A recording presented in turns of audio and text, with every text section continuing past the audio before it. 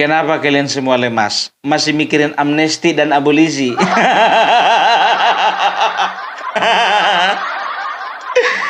Iya Pung, gak enak makan aku.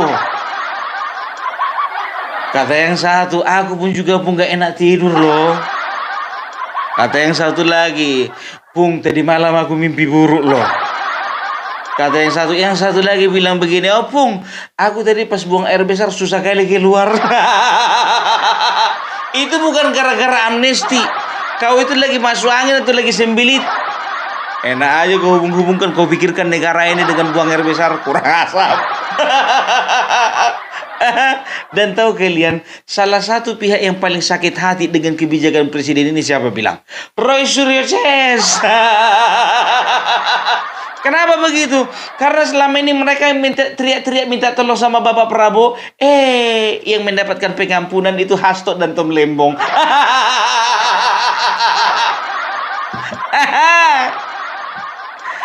Udah capek-capek teriak mereka.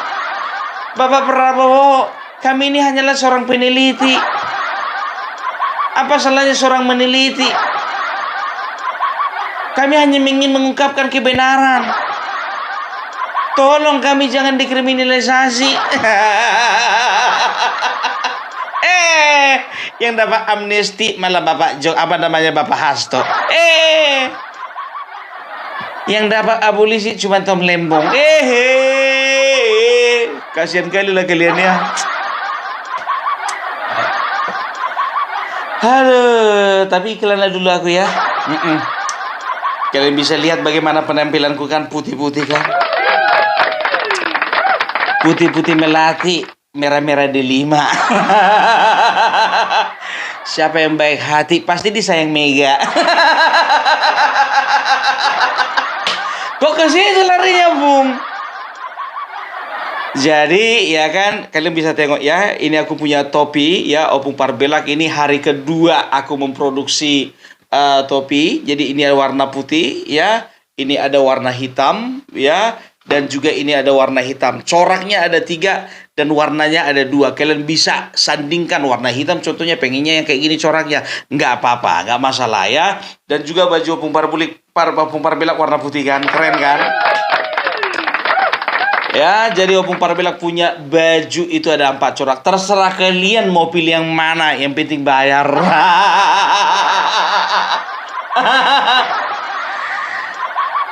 Untuk apa kau jualan, Pung? Masih semangat rupanya kau ke IKN. Gimana mau dibilang lagi kan? Aku dilema, aku biar tahu kalian. Lemas. Ngaruh lo sama Opung Parbelak betul. Kayak mana ini jadinya aku IKN, pikirku begitu. Aduh, tapi nggak apa-apa lah ya, mana tahu kalian ada suka karena suka sama Opung Parbelak ya, makanya kalian beli ini, beli topi, beli baju, terserah kalian lah, terserah. Kalau memang kalian sayang sama Opung Parbelak ya, kalian bisa beli walaupun aku nggak pergi ke KKN. Tapi doakanlah semangatku bisa kembali ya, biar aku juga bisa menggibu-gibu untuk berangkat ke KKN, betul. Lemas. Nggak bohong aku, nggak bohong. Aduh, udah mau pingsan aku udah, bah. Ya, tapi ya itulah dia. Kita sebagai anak bangsa, ya, kita harus optimis, ya, bahwa apapun yang dilakukan oleh pemimpin kita, itu adalah yang terbaik. Oke, nah kita kembali lagi ke permasalahan kita ini. Amnesti dan abolisi. Tapi itulah ya, gimana pun juga ya, kita harus bisa. Pak, terkait Tom Lembong mendapat abolisi dari Presiden, tanggapan Bapak seperti apa? Itu hak prerogatif, hak istimewa yang diberikan oleh Undang-Undang Dasar kita kepada Presiden. Saya kira setelah melewati pertimbangan hukum, pertimbangan sosial politik yang sudah dihitung semuanya. Maksudnya juga untuk Pak Hasto juga, Pak? Sama, itu adalah hak prerogatif, itu adalah hak istimewa Presiden yang diberikan oleh Undang-Undang Dasar kita, dan kita menghormati. Kalau melihat waktu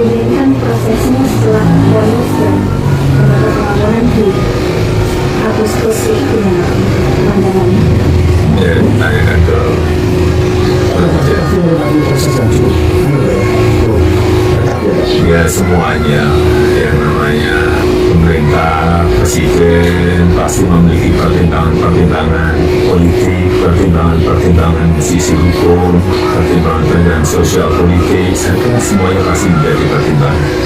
Pernah ada pembicaraan dengan Pak Jokowi sebelumnya bagian terkait sebelum pemberian keputusan Pak Jokowi dengan Pak Jokowi. Ya. Pak, kemarin kan setelah ini diberikan, Bu Mega menginstruksikan untuk mengikuti semua pemerintahan Pak Prabowo. Gimana Pak? Ya, setiap partai memiliki kebijakan internal sendiri-sendiri. Atau gimana Pak Jokowi dengan Pak Prabowo berbeda satu kota? Baru aja yuk ke rumah, baru aja kita ngebakmi bareng di Basito sampai jam 12 malam. Tidak ada pembicaraan soal itu ya kemarin. Bicaranya soal PSI kemarin. Manapun juga ya kita harus bisa menerima kelebihan dan kekurangan dari pemimpin kita ya. Itu dia ya, apapun yang dilakukan oleh Bapak Prabowo ya hormati, kita hargai ya. Mungkin ada sesuatu yang lebih besar dari hanya sekedar masalah-masalah ini, kan begitu menurut mereka. Menurut mereka. Kalau menurut kita kan maunya kan, iya, janganlah kalau sudah berproses, apalagi sudah vonis ya, dan juga sudah terbukti melakukan kesalahan, melakukan tindak pidana, kenapa nggak diselesaikan proses persidangan itu? Kenapa nggak dijalani vonis itu? Kan begitu. Nah sekarang yang jadi pertanyaannya ya, kalau memang namanya Hasto itu mendapatkan amnesti daripada Bapak Prabowo, artinya semua dosa-dosanya si Hasto itu gugur, kan begitu. Artinya apa? Berarti dianggap bahwasanya ya ada sesuatu yang tidak benar ya dengan proses peradilan yang dialami oleh Hasto. Kalau kayak gitu jujur aja gue bilang, jangan cuman Hasto yang dibebaskan, jangan cuman Hasto yang dikasih amnesti, periksa juga hakimnya. Berarti hakimnya selama ini juga bermain, ya kan? Gitu dong Bapak. Jadi ada alasannya ya. Jadi ini jangan cuman sekedar masalah politik melulu, biar hukumnya juga, aspek hukumnya juga dapat. Itu yang memvonis itu siapa? Hakim kan? Berarti selama ini hakim ini sudah melakukan kesalahan, kan begitu kan? Kalian katakan mungkin ada banyak beberapa pihak mengatakan bahwasanya hakimnya mendapat intervensi, kan begitu, periksa dong. Ya kan, jangan cuman gitu aja dikasih amnesti, kan begitu. Ini jaraknya terlalu singkat malahan, kan begitu. Kalau Tam Lembong katanya tidak memperkaya diri, ya makanya dia tidak terbukti ya melakukan korupsi karena dia tidak memperkaya diri. Betul tidak memperkaya diri, tapi dia memperkaya orang lain. Ya, tapi itulah dia ya, itu adalah hak prerogatif dari seorang presiden. Ya, itu dia ya. Jadi banyak sekarang ya konten-konten kreator ya membahas bagaimana mengenai pendapat Bapak Jokowi, bagaimana tentang langkah-langkah Jokowi berikutnya, dan bagaimana tentang perasaan Jokowi. Sampai detik ini sekarang jam 14:45 ya, Bapak Joko Widodo masih belum ada bikin pernyataan. Jadi kalau sudah ada konten kreator yang bilang Bapak Jokowi bakalan begini, Bapak Jokowi bakalan begitu, langkah politik Bapak Jokowi akan begini, jangan percaya dulu. Sebelum Bapak Jokowi bersuara ya, itu nggak usah dulu nggak usah dulu komentari. Kan begitu, betul ya, jujur saja gue bilang penonton Opang Porbela ini ya, itu adalah pencinta Bapak Jokowi. Oleh karena itu ya, mari kita berusaha untuk positive thinking ya. Kalau aku berpikir dalam hatiku begini, masih ada ya, ingat ini ya, sepertinya ada misteri di balik semuanya ini. Ya, ada misteri. Apa itu misterinya? Aku juga nggak tahu. Namanya misteri.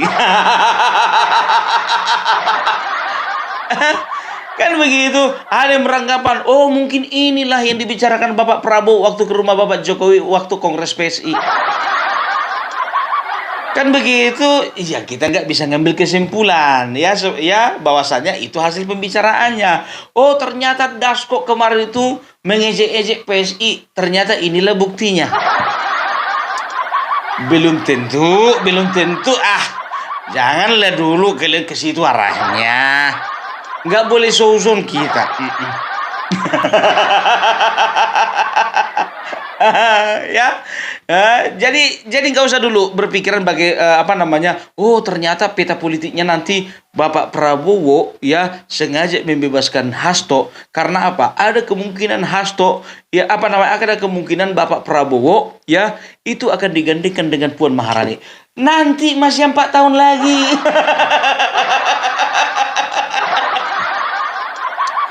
Terlalu dini.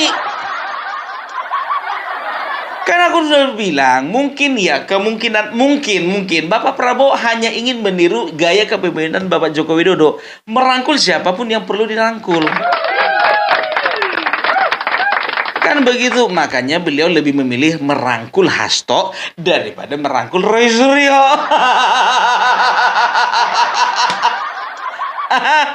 Aku kalau ku tengok biar tahu kalian ya, gerakan orang ini Roy Suryo CS beserta juga dengan pengacaranya, ini mereka ini akan berharap-harap cemas. Berharap mereka ini akan akan mendapatkan sebuah perhatian daripada Bapak Prabowo. Ya kan begitu kan? Tenang aja lah. Lihat itu Tom Lembong, lihat juga itu Hasto. Dapat perhatian kan dari Bapak Prabowo. Ayo, sekarang kita cari perhatian lagi sama Bapak Prabowo yuk. Beda kelas, Bro. Ya, Bro, itu orang politik. Kalian kan mengatakan bahwasanya kalian tidak terafiliasi dengan partai politik manapun. Ya inilah kenyataan hidup di negeri ini. Aspek politik dalam menentukan sebuah kebijakan, dalam sebuah keputusan, itu menjadi pertimbangan paling utama. Iya, Opung, tapi kayaknya ini menyakiti hati rakyat. Betul, memang betul. Ya, kita lihat saja nanti 2029, ya kan? Capres nomor 1 siapa, capres nomor 2 siapa? Iya, segala kemungkinan kan bisa terjadi toh. Capres nomor 1 Bapak Prabowo, katakanlah dia itu calon wakil presidennya Anies. Capres nomor 2 Puan Maharani, calon wakil presidennya itu Muhaimin Iskandar. Capres nomor 3 Gibran, ya kan, calon wakil presidennya itu AHY. Kenapa nggak mungkin? Capres nomor 4 contohnya ya kan capresnya itu Opung Parbelak, cawapresnya itu Agrif Anani. Kenapa nggak mungkin? Ya kan, semua kemungkinan bisa terjadi. Kita punya hak ya untuk untuk memiliki asumsi seperti itu. Dan aku juga punya hak untuk mengumpamakan aku menjadi capres nanti.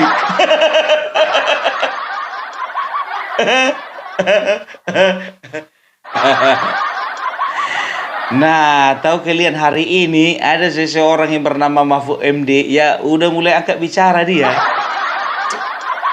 Ya kan? Angkat bicara dia mengatakan bahwasanya penegakan hukum ini di Indonesia ini ternyata memiliki sebuah kemajuan. Ya, ini artinya bahwa penegakan hukum tidak terpengaruh oleh politik. Kenapa nggak terpengaruh oleh politik? Sedangkan sedangkan Menteri Hukum juga mengatakan kemarin itu salah satu tujuannya adalah untuk menyatukan anak-anak bangsa, untuk mempererat tali silaturahmi, tali persaudaraan, persaudaraan sesama partai politik. Udahlah Pak Mahfud, udah tahunya aku karena memang temanmu itu dulu si Hasto, biar tahu kau karena kau diusung oleh PDIP makanya kayak gitu komentarmu. Ya kan, minum dulu kau minum.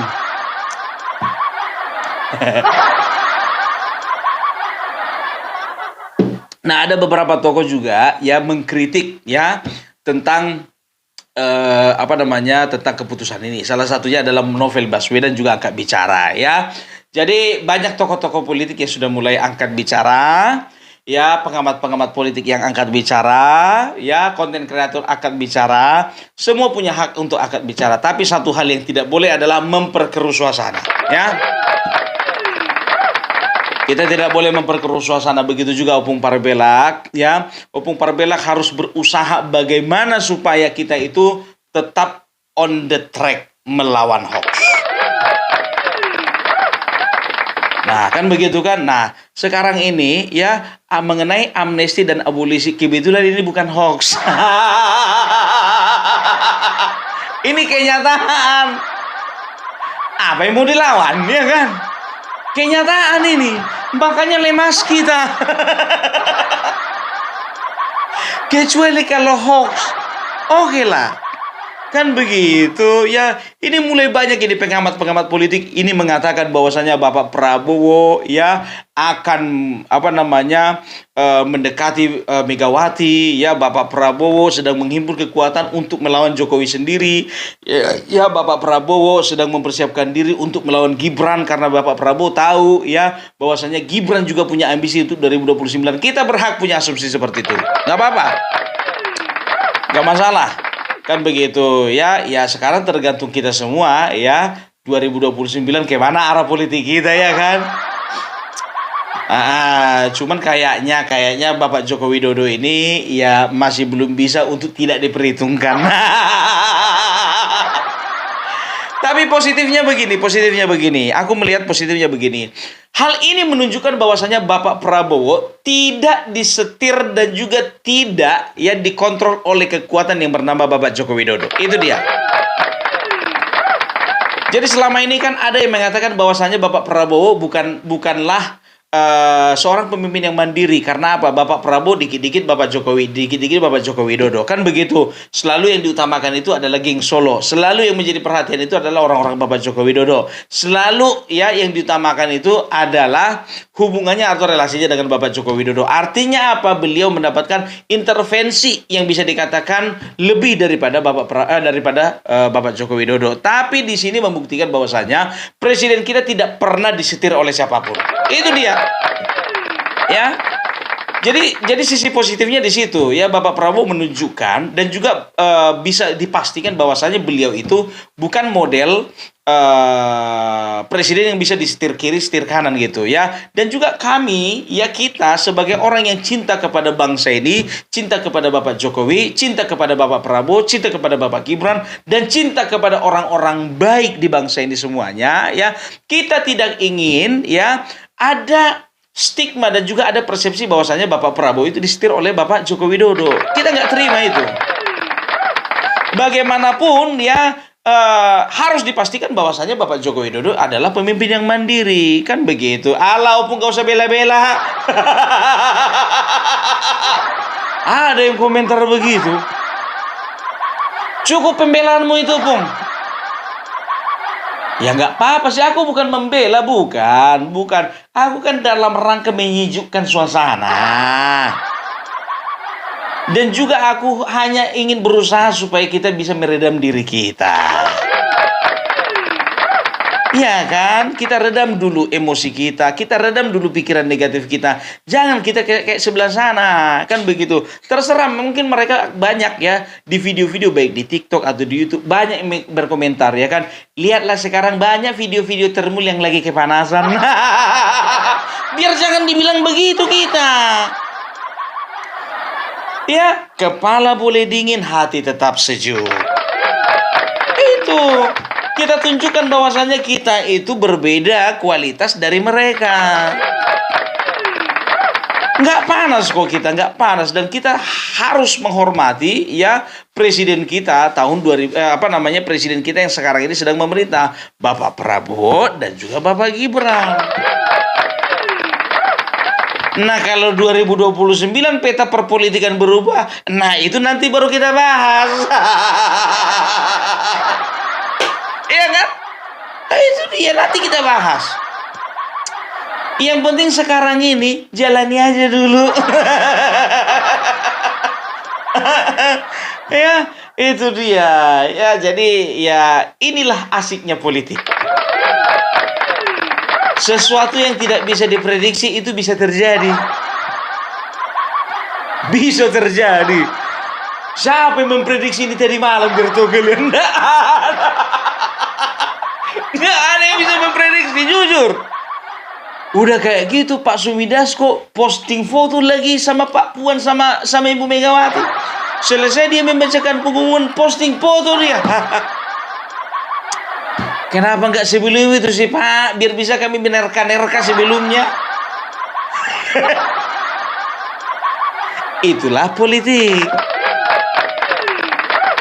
Makanya jangan pernah kita baperan di dalam berpolitik ya. Karena perpolitikan itu hanya dua kemungkinan. Kalau nggak menang ya kalah gitu loh. Nah ya kadang menang kadang kalah. Tapi ada itu partai kalah melulu dari kemarin. Hampir nggak terverifikasi lah. Yang mana itu nggak perlu kita bahas. Jadi capres pun nggak pernah dia menang. Kalau udah kayak gitu sih sebetulnya sudah bisa tarik kesimpulan. Gak usah kau berpartai, lebih bagus kau ngangon bebek. Kan begitu.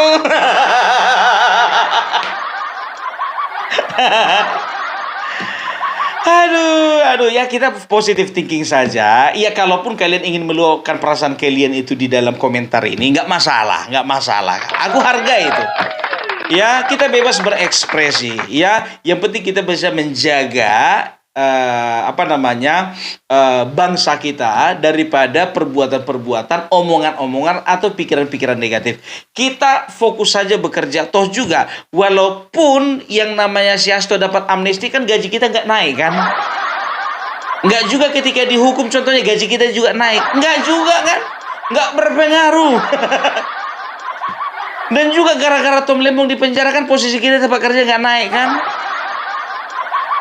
Ya, nggak ada, ya udah kita jalani aja hidup kita masing-masing.